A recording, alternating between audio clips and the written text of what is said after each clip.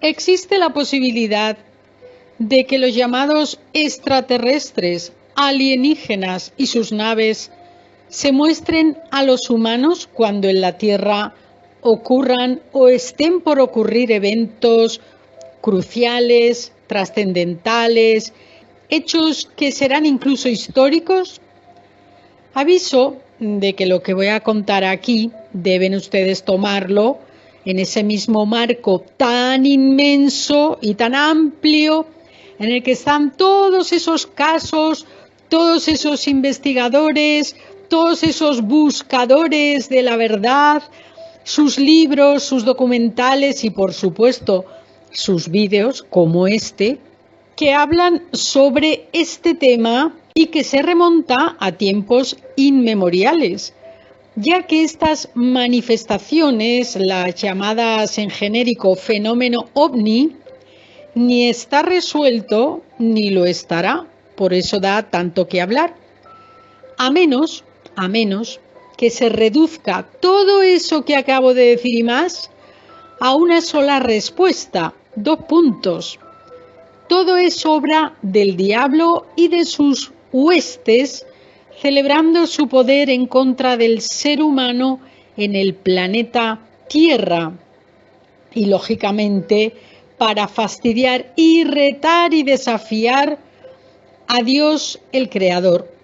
Por eso, todo el mundo lleva décadas y décadas y décadas y lo que te rondaré, morena, merodeando el asunto con respuestas y sus contrarias, con negaciones y aceptaciones, con el están aquí o todo es obra humana, también con eso de son malos o son buenos, vienen a ayudarnos o a la vida, son naves o son experimentos militares, y así toda esa lista interminable que conocemos, dando más y más vueltas a algo que muchos ya saben, pero que lo mantienen a salvo y oculto, como todas esas grandes verdades ocultas. Y por eso ya les dije, les vengo diciendo en los últimos vídeos, que la conspiración ovni es la mayor y más grande y también la más incalculable mentira o realidad oculta de la historia. No en vano, se trata de apoderarse de lo más trascendental del ser humano, que es su espiritualidad, y que el origen de la creación divina de Dios, nos quiere ser negado, arrebatado y pervertido como el eje central de nuestra vida. Porque a ustedes también les sonará eso del pacto entre humanos y no humanos para gobernar la tierra. Sí, es cierto, pero el enfoque que yo le doy es este, concretamente, y no otro. Miren ustedes, el origen de la creación divina es divina porque emana de Dios, quien nos dio tanto la vida como el alma a todos y cada uno de nosotros. Y todo esto va quedando desacreditado y sepultado definitivamente con el paso de los años, porque el planeta se ha ido preparando para un vuelco de proporciones inimaginables. Como ya sabrán, los gobernantes, y no me refiero a los políticos de cara visible, que son solo las marionetas necesarias para hacer creer y para ofrecer una de tantas barreras que les asegure a esos otros gobernantes en la sombra la necesaria protección para defenderles de una masa enfurecida. Como saben, esos gobernantes y también ahora las marionetas adoran al maligno. Los masones veneran al ángel Lucifer y hablan de Prometeo, el portavoz de la luz, ese ángel el más bello que se reveló al Creador, Dios Padre, y decidió hacerle la vida difícil a nuestro Señor y a su creación, a sus criaturas, y de ahí que el mal trata de arrebatarle la creación al Omnipotente. Así que para hacer este vídeo, queridos amigos, antes y durante debo decir: Dios mío, confío en ti. En este punto también les animo a quedarse hasta el final de este vídeo porque merece la pena repasar unos hechos muy relevantes que pertenecen a la historia de la humanidad a cargo de dos diferentes papas de forma relativamente cercanos a nuestros días, porque si alguien tiene algo esencial que decir sobre temas espirituales, este es el sucesor de Pedro, aunque quien está sentado ahora mismo en el trono de Pedro en Roma nada quiera decir al respecto, quizá porque su reinado pontificio esté centrado en otros asuntos, pero eso es mi opinión y quizá para otro vídeo. Y bien, queridos amigos, con todo lo relatado hasta aquí, y si han llegado a este punto del vídeo, claro, por favor les pido que extrapolen por reducción todo lo dicho, lo extrapolen al país desde el que les hablo, que es España.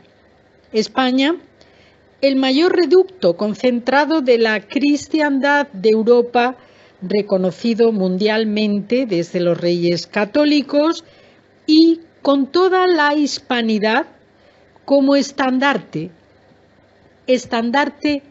único, una fortaleza única en su pensamiento espiritual, cuyo poder residía exactamente en ser los defensores de la fe cristiana.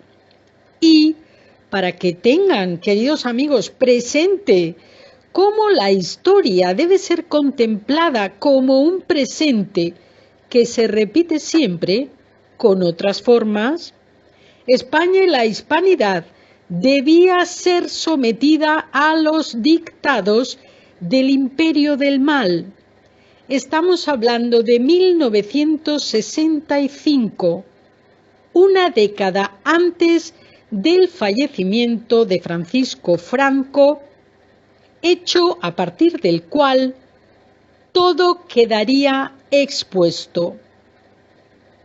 España, como ya saben, ha recibido los mayores golpes posibles para arrodillarla y postrarla ante el maligno, también ante sus enemigos en la tierra, y aquel artefacto temible de Valladolid, nada más acabar precisamente, nada más y nada menos que el Concilio Vaticano II en Roma, en la misma fecha, 1965, aquel artefacto enviaba un mensaje a quien pudiera recibirlo e interpretarlo correctamente. Y así fue, siendo, curiosamente, precisamente, el protagonista a su pesar de ese avistamiento en detalle, si podemos decirlo así, el padre Antonio Felices. Entiéndase bien, en este contexto en el que les hablo y no en otro, entiéndase que no estoy culpando ni mucho menos al padre Felices de ningún contubernio con el diablo ni nada semejante, que alguno habrá que termine acusándome de matar al mar muerto. No, abran las orejas, les pido por favor, pero también su corazón, porque estamos en una guerra espiritual que nos atañe a todos. Y bien, creo que algunos investigadores en todo el mundo sobre este fenómeno sí que han hecho esta correlación entre el mundo de los ovnis, alienígenas, extraterrestres y el demonio y los demonios, en definitiva. Otros, y yo misma, sin haber sido nunca una investigadora de casos ovni, pero que como todos ustedes sí que he visto muchas veces informaciones relacionadas, vídeos, revistas no, pero vídeos muchísimos. Sobre todo, todo lo que tenga relación con casos o avistamientos en mi país, en España. Programas documentales acerca de misterios inexplicables aún a día de hoy Y estamos hablando del templo de Júpiter, por ejemplo, en Baalbek, Líbano, con esas piedras gigantescas que nadie sabe de dónde salen y cómo pudieron ser colocadas ahí con semejante maestría. De manera que muchos como yo hemos llegado a la conclusión de que definitivamente todo lo relacionado con este tema es de orden espiritual. Y el tema ovni y sus colaterales fenómenos paranormales también, diría yo, especialmente también. Se trata nada más y nada menos de la venganza del diablo para dejar constancia de su existencia y de su poder. Y creo que nunca antes como ahora estamos viendo muchos detalles que nos animan a pensar que esto que estoy diciendo es verdad. Y sabiendo que lo que voy a decir entra de lleno en la llamada conspiranoia, pues aprovechemos el concepto para hacer un vídeo sobre lo que deduzco, y lo voy a hacer mediante un caso ovni español, inmensamente significativo, pero al mismo tiempo largamente e intensamente ocultado. Y eso que data de 1965 del siglo pasado, pero que ha sido cuidadosamente sepultado, a pesar de que, según las informaciones de la época, llegaron a verlo, un extraño objeto volador en los cielos de Valladolid, más de 300.000 personas a la vez. Y les informo también, ya de paso, de que hay avistamientos registrados como tal desde finales del siglo XIX en España. Posteriormente también se recogen casos ampliamente conocidos por todo el mundo, tanto en la península como en Canarias, pero ni rastro del expediente de Valladolid. Casi con toda seguridad, el que más personas a la vez de la provincia vieron un objeto volador gigantesco en los cielos de Valladolid. También fue visto en Segovia, pero curiosamente, al adentrarse un poco más en el caso, quien daría el mayor testimonio de este avistamiento fue un sacerdote, el padre Felices. Valladolid, 1965. Hacia las 4 de la tarde del 16 de septiembre de 1965, miles de vallisoletanos pudieron ver un platillo volante, un extraño objeto brillante de forma triangular que lanzaba destellos de luz. La gente se agolpó en los balcones de las casas y en la Plaza Mayor para observarlo. El aparato estuvo 4 horas flotando en el cielo. En la Plaza Mayor de Valladolid habían comenzado a reunirse numerosas personas que fijaban su vista en los cielos.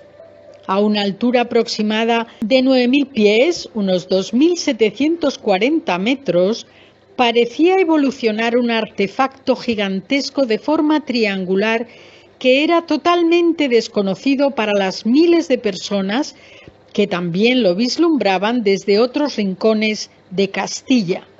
Los cálculos que se realizaron posteriormente estimaron que su altura llegaría a los 23.000 metros.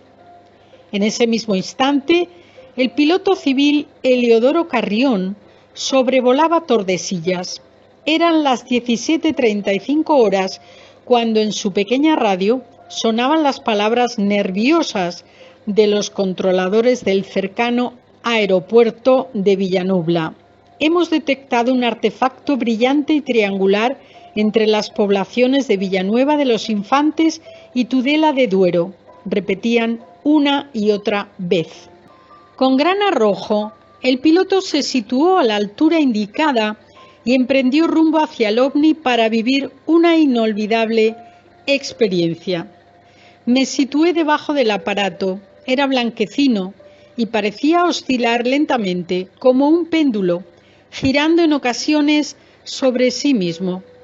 Posteriormente, observé la presencia de un reactor de C8 posiblemente de la línea Lisboa-París, que pasaba muy cerca del triángulo. Era increíble. Aquello tenía una envergadura 3 veces superior a la del avión. En esos mismos instantes, el padre dominico Antonio Felices, experto en astronomía y sacerdote del monasterio vallisoletano de Arcas Reales, salía al patio central avisado por varios testigos que atropelladamente le requerían. Montó de inmediato su potente telescopio de 180 aumentos con la ayuda de un compañero y se dispuso a mirar por el visor. Allí aparecía un impresionante aparato metálico y triangular que estaba bamboleándose ligeramente de un lado a otro. Calculamos que debía tener 1 kilómetro cuadrado de superficie. Teófilo Álvarez y Francisco Rodríguez, profesores del seminario de Valladolid, que viajaban en motocicleta hacia la población de Trapa de Dueñas, en Palencia, también fueron, entre comillas, acompañados por el misterioso artefacto. Lo mismo ocurría en poblaciones distantes como Noriaga o Boecillo, donde centenares de personas salieron intrigadas a las calles y caminos para contemplar el inusual fenómeno. Algunas de ellas, como Nemesio Platón, de 73 años, o Severiano Gómez, de 75, no dudaron en afirmar a la prensa: sentimos inquietud, pero no miedo. ¿Nos están acostumbrando a cosas tan raras los científicos? Según coincidieron todos los testimonios, el objeto desapareció de un modo fulgurante, como si se apagara repentinamente, sumiendo a toda la región en una comprensible duda. ¿Qué habían tenido sobre sus cabezas durante más de hora y media? ¿Cómo fue capaz de esfumarse de aquel modo? La aparición del ovni triangular produjo un fuerte impacto en la prensa nacional. ¿Quién lo diría? El corresponsal de la revista Semana, desbordado ante la cantidad de testigos, realizó un cálculo sorprendente. 300.000 personas habían sido testigos del paso de un artefacto triangular sobre los cielos de la vieja Castilla. Una cifra récord que volvía a colocar el asunto de los ovnis en lo más alto de la palestra informativa española. Y bien, esta información está sacada de un digital de Valladolid, pero, como ustedes sabrán, el norte de Castilla, curiosamente y sin curiosamente, el diario en el que trabajaba el famoso investigador y periodista Juan José Benítez, recogió todos estos datos. Hay que pensar que aunque Juan José Benítez no haya mencionado nunca este caso, o si lo ha hecho yo no me he enterado, él, como gran investigador de estos asuntos, tiene que conocer al detalle este caso.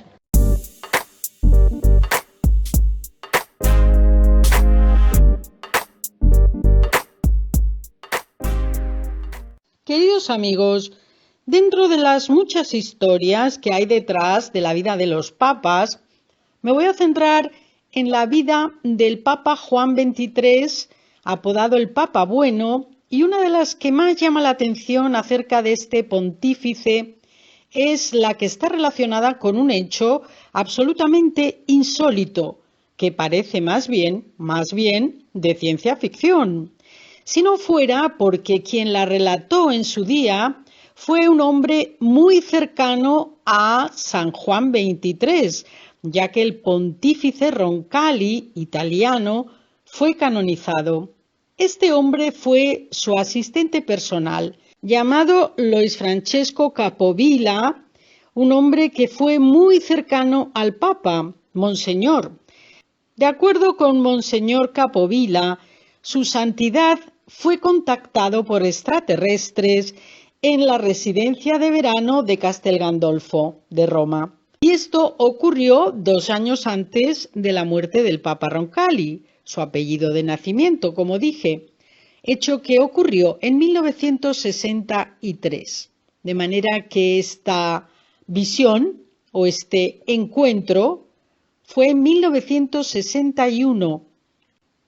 Y les recuerdo que el Concilio Vaticano II tuvo lugar entre 1962 y 1965, de manera que el supuesto contacto, ratificado por Monseñor Capovilla, tuvo lugar un año antes del comienzo del Concilio Vaticano y el fallecimiento del Papa tuvo lugar un año antes de que se cerrara este concilio.